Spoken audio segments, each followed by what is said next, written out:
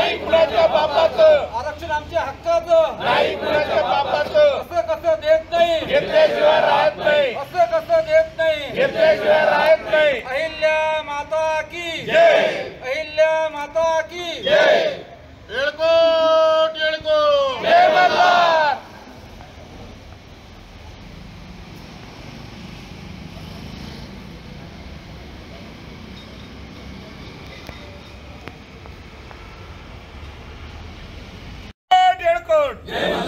पुण्यश्लो अहिल्या माता की जय, पुण्यश्लो अहिल्या माता की जय। आरक्षण आमच्या हक्काचे, आरक्षण आमच्या हक्काचे, असा कसा देत नाही, असा कसा देत नाही, येळकोट येळकोट।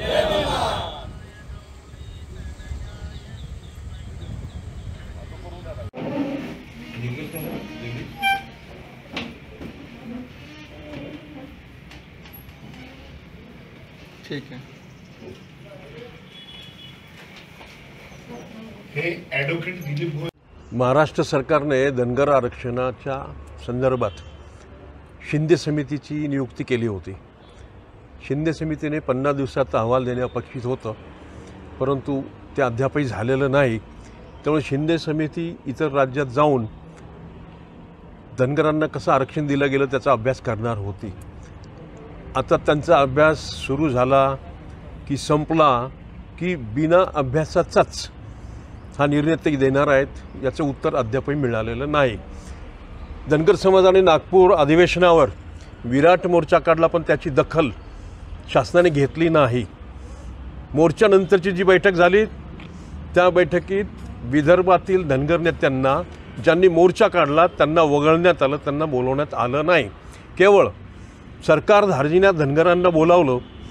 एकंदरीत सरकारी धनगरांना बोलावून ती बैठक जी आहे ती गुंडाळली होती आणि म्हणून आज विदर्भाच्या बाहेरील जी काही मंडळी आहे धनगर समाजाचं नेतृत्व करणारी त्यांनी तो प्रश्न धसाला तिथे न लावता सरकारच्या बाजूने तिथे युक्तिवाद केला।